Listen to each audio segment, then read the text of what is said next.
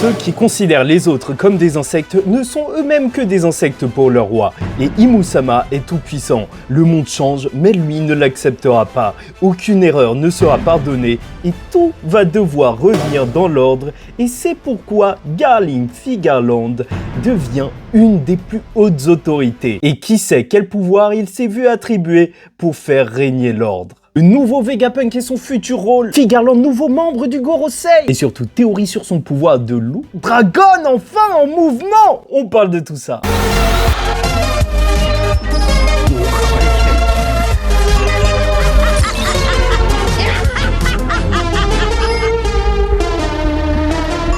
Mesdames et messieurs, ici Chage et on se retrouve aujourd'hui pour la review du chapitre 1125 de One Piece. Comment définir la mort? En référence bien sûr encore à Vegapunk qui est loin d'être mort au final. Et on a en cover Yamato à l'endroit où est reconstruit le château d'Oden. Mais le charpentier a disparu. Qui sait si quelqu'un l'a kidnappé pour savoir où se cache le poneglyphe rouge, puisqu'il connaît les plans de tout. En plus, via les Vive Cards cette semaine, on apprend l'histoire de Queen qui a abandonné son fils il y a 10 ans avant de rejoindre l'équipage de Kaido. Et bon, étrangement, Franky a été abandonné à ses 10 ans. Et donc, tout concorde avec même les autres dates. Donc oui, je le dis, Sanji a peut-être tabassé le père de Franky.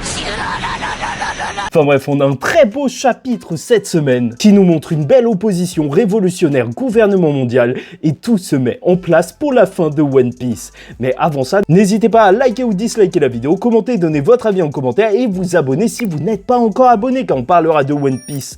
Encore et bien longtemps après la fin. Et cette fin qu'on va vivre ensemble en rigolant, je l'espère. Et donc commençons tout de suite par le renouveau de Vegapunk.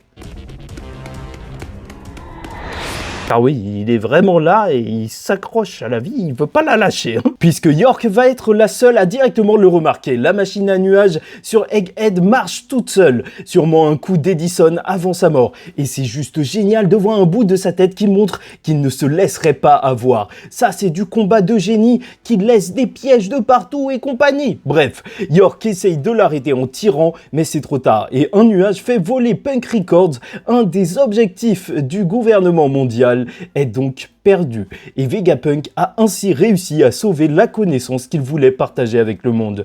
Puis dans le ciel, l'édifice vole au loin. Loin d'Egghead, la connaissance est sur les nuages. C'est littéralement le cloud! Et on retrouve Shaka, Edison, Pythagoras, Atlas parlant de York. Ils disent que ces ondes cérébrales peuvent se connecter de n'importe où dans le monde. Mais vaut mieux avoir déplacé Punk Records et ne pas l'avoir laissé entre ses mains. Ils voulaient même prendre le laboratoire, mais ont été arrêtés par le tir de York. Bref, ils ne peuvent pas encore inventer sans budget et matériel, mais dans le dôme, on voit alors des parties de corps de Vegapunk de rechange, et donc il se forme alors un nouveau corps fait de plusieurs parties d'entre eux, et bon, maintenant ils cohabitent dans un seul et même corps. Ils vont contacter Aredas Aweveria, le sensei de Nami. 4 Vegapunk qui sont morts et ont changé de corps, mais l'esprit lui reste encore là. Alors que parallèlement, dans le même chapitre, en opposition avec ça, on a quand même Saturne qui est lui supprimé et remplacé.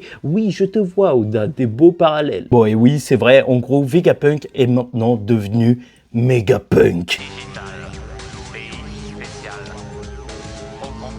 Mais alors, la question que je me pose, c'est pourquoi Stella n'est pas présent? Est-ce que c'est vraiment le seul Vegapunk qui aurait perdu la vie et sa volonté ne perdurera pas au final? Est-ce vraiment la fin pour lui? Ou est-il encore vivant? Parce que je trouve ça toujours autant bizarre que son corps n'ait pas été laissé sur l'île avec Saturne pour sa mort. Ça aurait marché, le parallèle entre deux grands scientifiques, celui qui les dirige et le plus grand du monde qui tombe en même temps sur l'île du futur. Mais non, là, son corps a été laissé sur le bateau d'Elbaf. C'est vraiment trop bizarre. Est-ce que Kizaru l'aurait vraiment sauvé en cautérisant sa plaie? Et donc là, il serait juste le cœur arrêté, il rebattrait au bout d'un moment, parce qu'en réalité, en vrai, One Piece, ça ne suit pas forcément la logique de notre monde, et Voilà, c'est la vieille théorie, c'est bizarre tous ces événements, tous les Vegapunk sont vivants et l'esprit de Stella qui n'est même pas dans le nouveau corps, vraiment il y a de quoi se poser des questions. Et bref, même au-delà de ça, on peut se poser la question de quel sera le rôle de ce nouveau corps de Vegapunk. Il nous reste donc 3 Vegapunk dans l'univers de One Piece. Un avec les Mugi actuellement, ok, on la voit bien combattre Lilith, le gouvernement mondial, c'est le mal entre guillemets, York avec le gouvernement mondial et donc ce nouveau corps qui sera dans les nuages. Est-ce qu'il compte vraiment rêvasser et attendre 500 ans d'évolution technologique afin de réellement pouvoir protéger et partager ses connaissances, réaliser le rêve de Wikipédia, mais s'il se dirige vers Weaveria, donc avec toute la technologie autour de la météo, peut-être qu'on aura une intervention à la fin de One Piece alors que tout est désespéré pour sauver l'univers de One Piece du fait d'être sombré sous la mer. Je sais pas, avec une grande sécheresse qui ferait que l'eau elle disparaisse. Enfin, c'est un petit peu bizarre, mais voilà, tu vois, je sais pas ce qu'il pourrait faire, mais il pourrait faire un gros truc et je le vois bien être le Joker à la fin de One Piece. Surtout que cet arc a amorcé la saga finale. Et bon, certains s'occupent encore de ce monde en tout cas. Et on voit ça avec le nouveau membre du Gorosei, la théorie, le loup Figaland. Bien frais, chacal. Puisque sur l'île d'Egghead, la marine charge les Séraphins, monstres marins et pacifistas avant qu'ils soient emmenés. Lucci et Kaku sur leur bateau disent que Stussy a été tué dans l'action. Et l'émotion est présente sur le visage caché de Kaku. Et c'est toujours même assez mystérieux. Est-ce que Lucci et Kaku vont faire partie du changement de la marine dans le futur, enfin plutôt du gouvernement mondial, et vont se rebeller face à lui après tout ce qu'ils ont vu durant des années? Est-ce que Stussy a pu s'enfuir en réalité? Et je l'espère, en même temps, on nous l'a montré comme ça en vampire, on n'a eu aucune explication. Ce serait quand même assez cool d'en voir un petit peu plus. Oui, j'y crois encore, l'équipage des Rocks se clonait avec Weeble, oui. Enfin bref, alors que Saturne est avec les 9 vice-amiraux présents, pour lui, cette mission aura été une réussite. Ils ont la centrale électrique, York et Punk Records. Enfin, c'était avant que ça s'envole, mais cette opération est aussi surtout un grand échec. Car même si les vice-amiraux pensent que Luffy est le grand échec qu'ils doivent poursuivre et qu'ils doivent aller à Elbaf, en fait Saturne ne pensait pas du tout à ça et dit que c'est un échec car le message de Vegapunk a été diffusé dans le monde entier. Comme quoi Saturne s'en fout de Luffy, on en reparle par la suite. Mais bon, retenons quand même la blague de l'année, les vice-amiraux qui voulaient aller chercher les Mugiwara. Je sais pas si tu te rends compte, les vice-amiraux, oui, ces mecs dont tout le monde se fout, bien sûr qu'ils se seraient fait poutrer. Puis le vice-amiral Doberman va demander au Saint Saturne en tant que soldat de la marine si Vegapunk disait la vérité. Et sans prévenir Saturne, clin d'œil, shoot, classico dans la tête du vice-amiral qui tombe au sol directement. Les équipes de soins sont appelées, mais il faut le dire, ça ne rigole pas. Et c'est juste impossible avec même tout ce qu'il s'est passé autour de Kizaru que la marine tout entière ne réagisse pas. L'incident d'Egghead n'aura pas été un changement juste pour le monde, mais bien pour la marine et le gouvernement mondial qui a été ébranlé. Et juste, quand même c'est choquant, tu poses juste une question à ton boss et ça se termine comme ça. On se croirait aux États-Unis. Et c'est ça qui va être beau lors de ce chapitre, celui qui considère les gens comme des insectes va alors découvrir que lui aussi en est un, puisqu'au château de Marijoa, au même moment, Figarland rentre dans la chambre de l'autorité et se pose là 10 ans ayant reçu un ordre. Les doyens vont alors tenter de le calmer car il parle un petit peu trop familièrement, t'es pas notre pote, comme quoi même entre dragons célestes il y a une hiérarchie à respecter et le Gorosei est en haut réellement et même au-dessus, il y a Imusama caché, bien sûr, sauf qu'à partir de maintenant, York, Vegapunk seront sous ses ordres. Et il est la nouvelle divinité guerrière de la défense et de la science. Ainsi, Garling le dit. À partir de maintenant, ce sera le chaos dans le monde. Il y aura une agitation sans précédent. Donc, ils vont devoir bien taffer pour faire de cet endroit un meilleur endroit avec ses collègues les doyens. Et les autres membres sont choqués, car ils savent ce que cela signifie pour Saturne, mais on notera quand même le foreshadowing d'Oda qui nous a introduit Garling Figarland pour la première fois dans le chapitre de One Piece nommé le Gorosei. Comme quoi, il est toujours là, le Oda. Puis bon, il faut se dire que si les membres du Gorosei sont assez choqués, c'est que ça doit réellement pas arriver aussi souvent que ça, un changement. Jamais de promotion dans cette boîte. Et c'est un chapitre qui pose énormément de questions. Est-ce que tous les membres du Gorosei étaient d'anciens membres des Chevaliers Divins? Est-ce que justement celui qui ressemble au père de Sanji, vu qu'il a l'air un petit peu plus jeune, il aurait été recruté en dernier, même si leur vieillesse s'arrête? Et même la silhouette du mystérieux personnage qu'Oda a dessiné lorsqu'il montrait ceux qui participeraient à cette grande guerre finale de One Piece, est-ce que ce sera lui le nouveau chef des Chevaliers Divins? Parce que c'est un petit peu dommage de nous avoir parlé de cette entité et au final il n'y a plus de chef là. Donc est-ce qu'on aura vraiment le jumeau de Shanks? Qui sait? Bref, en parallèle de ça, rendez-vous compte, Saturne est en train de s'effondrer au sol en criant alors que ça vient juste après l'explosion de Doberman. Personne ne comprend rien chez les marines, alors qu'une fumée noire sort de son corps. Puis son corps se met à vieillir et se ride comme une momie. Ouais, franchement, j'ai pas envie de passer pour un psychopathe sur internet. Mais purée, quel plaisir de le voir suffoquer son crâne, son vie et l'entendre crier! Le fameux « Je veux vivre » de Saturne. Et alors que les vice-amiraux sont choqués, Saturne entend la voix de Imu-sama dans sa tête. Imu est furieux qu'il ait laissé Joy Boy s'échapper. Et Saturne lui dit « Aie pitié, son pouvoir est imprévisible, au-delà de ma compréhension !» Puis, grosse explosion, flamme noire, éclair et squelette de Saturne sur le sol alors qu'il criait. Mais c'est tout de même important à noter que le pouvoir de Joy Boy est en dehors des normes, un pouvoir littéralement de rêve qui fait une réelle opposition symbolique même avec la divinité de la science, qui dit ne même pas pouvoir le comprendre. La science est limitée, Luffy, lui, ne l'est pas. Et bon, sa sentence à Saturne sera nécessaire car comme il se souvient, il y a 200 ans d'avoir ordonné à un groupe de scientifiques de ne pas détruire le robot géant, mais d'étudier et mettre la connaissance, cette soif de savoir et pouvoir l'aura perdu. Et c'est peut-être tout le thème de l'île d'Egghead, la science dangereuse qui peut se retourner contre vous.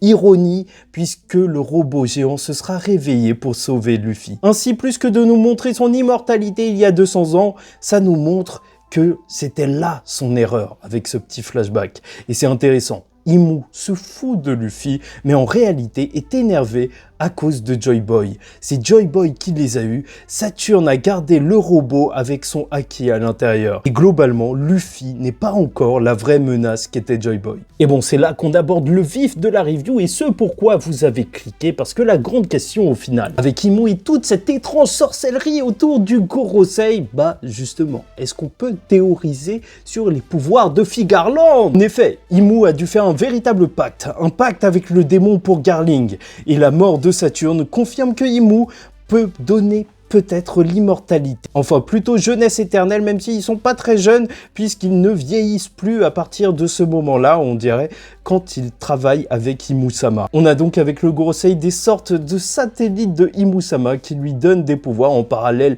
de Vegapunk. Et qui sait si c'est son pouvoir qui est distribué, et il doit le récupérer pour avoir toute sa force. Et même, on ne sait même pas d'où ça vient. Est-ce que c'est un genre de fruit du démon originel qu'aurait mangé Imu-sama, et qui peut ainsi donner des pouvoirs et l'immortalité aux gens? En même temps, il y a quand même de la symbolique. Joy Boy, le Luffy face à Kaido est mort, il est revenu. Jésus, oui, pourquoi pas, Noah et compagnie. Imu-sama serait alors le véritable mal. Mais pour en revenir à Figarland, on pourrait penser que pareillement à ses camarades doyens, il a désormais une forme démoniaque. Ou peut-être qu'il aurait ingéré un fruit du démon. Et on peut penser, bien sûr, en restant dans le thème du Gorosei, au Katsura Otoko, une sorte de fantôme de la lune vampirique qui est très beau et absorbe la vie de ceux qui le regardent. En fait, une sorte de lune, c'est très bizarre, mais en même temps, ça colle avec la tête du personnage et c'est un yokai. Mais si on se dirige vers autre chose, étant donné que le ver des sables n'est pas forcément donc un yokai, la lune avec Figarland pourrait faire penser justement à une sorte de loup-garou, à Fenrir même, loup de la mythologie nordique, étant donné que Shanks est plus ou moins lié aux Vikings.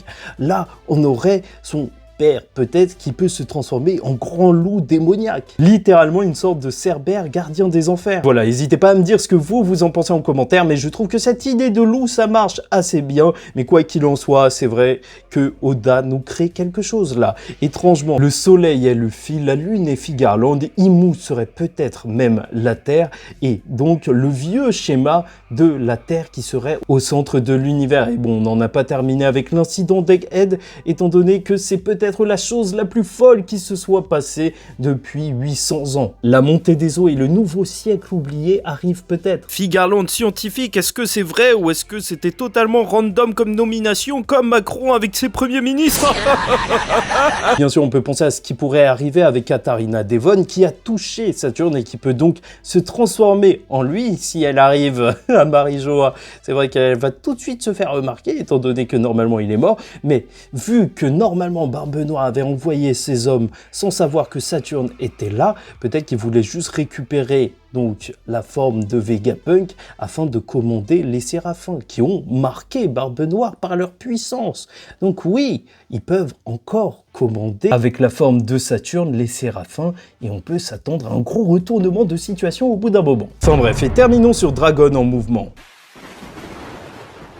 Bon, et déjà, bien sûr que je fais partie de ceux qui étaient déçus de ne pas voir Dragon faire plus de choses, alors que son ami, ses amis étaient en train de se faire tabasser. Mais en même temps, est-ce qu'on peut réellement dire qu'il a rien fait? Non, parce qu'il a fait des choses. Et on nous le montrera même dans ce chapitre. Marie-Joa est en crise avec la pénurie de nourriture partout. Les dragons célestes sont en panique. Avec bien sûr des meurtres car il n'y a plus de steak. J'ai l'impression de raconter pourquoi deux frères se sont battus. Le constat est donc clair. Les dragons célestes sont en colère grâce au blocus et les pénuries faites par les révolutionnaires qui ont marché. Oui. Ainsi, sur Que d'étraves, on les retrouve. Kohala résume le discours à tous les révolutionnaires et ils font le bilan à ces 1000 ans. Le One Piece fera sûrement du futur roi des pirates celui qui pourra utiliser un pouvoir dévastateur. Et ils comprennent alors la logique des dragons célestes habitant en haut de Red Line pour échapper à la montée des eaux. Ce qui explique même pourquoi il y a une construction par des esclaves de ponts géants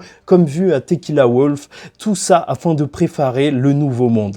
Ainsi, c'est bien le moment d'agir car on nous le montre en cette fin de chapitre, Dragon sur une plage, seul se parlant à lui-même, qui se dit que le discours de Vegapunk n'engagera pas forcément les gens à faire des préparatifs pour la paix, et ils doivent donc en finir. Sinon, les gens se battront pour les endroits sûrs, des batailles pour peut-être des îles célestes et autres, et c'est la folie de One Piece, parfois cruellement réelle, avec probablement des gens qui vont foncer, s'entretuer juste pour survivre. Bref. Dragon va passer à la vitesse supérieure. Oui, tout simplement, comment hyper la saga finale de One Piece, terminer le premier arc avec Dragon qui va être en mouvement. Encore une fois, les hommes poissons sont bien. Bon, même avec toute cette histoire, est-ce que Morgan va rajouter que c'est Luffy qui a tué Saturne?